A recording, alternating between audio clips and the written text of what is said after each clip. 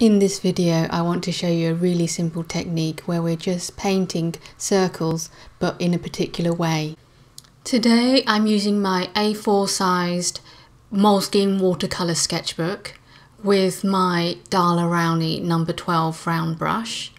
And this is my watercolour set. It's a Winsor & Newton and I've arranged them how I like it. At the bottom is Payne's Grey and also a ultramarine.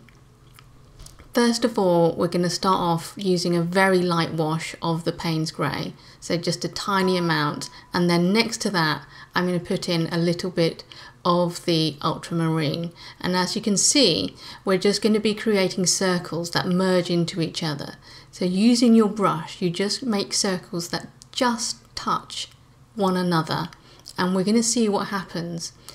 There is a little bit of control involved, but ultimately you can't control everything that happens, and this is quite an important lesson to learn when you're using watercolours and using this wet on wet technique. I find even now that I have a fair idea what's going to happen, but I don't always know how it's going to end up. As you can see, that blob is very concentrated Payne's Grey, and I've put it next to an area where it's just a wash and it's just mingling there. And at this stage, I just want to see what's going to happen. This is just an exercise. I often do this as a warm-up exercise, similar to this, in my Skillshare classes, so that you know how your paint behaves and how your paper behaves. And also you might have feelings associated with this sort of exercise. When you do this, do you feel a little bit agitated, like, oh, I don't know what's happening, or I don't know if I like that effect? Part of using watercolours is you do have to let go, and it's almost like hoping for the best. But you are always hoping for serendipitous outcomes.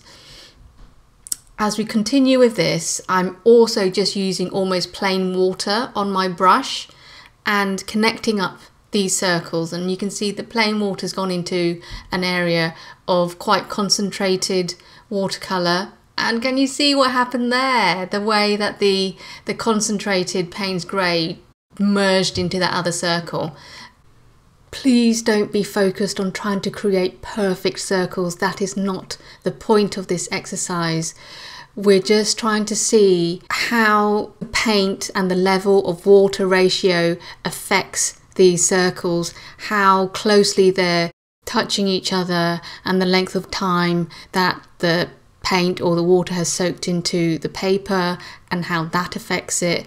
And I just need for you to just try this out using different quantities of water to paint and the time between the washes, and see what comes out. You won't know until you try.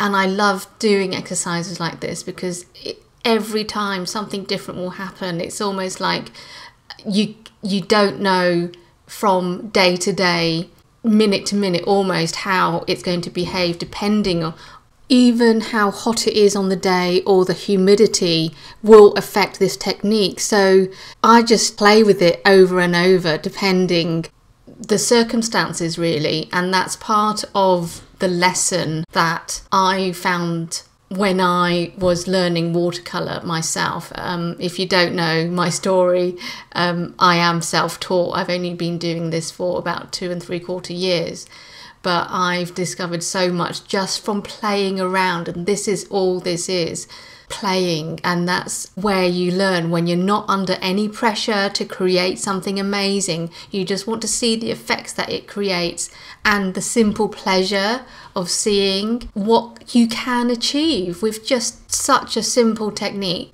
As I say in my Skillshare classes, please give yourself permission and the time to do this. It may sound really cliched, but you can really build upon this. This is like a foundation of using the wet and wet technique, which is what I do within my sketchbooks. I explore this every day almost.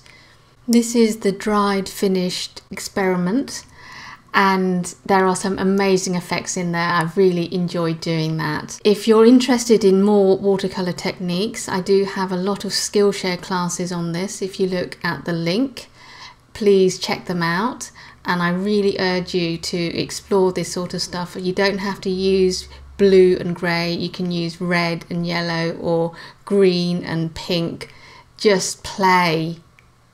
These two examples are how I've utilised this wet on wet geometric technique, and they were licensed on products.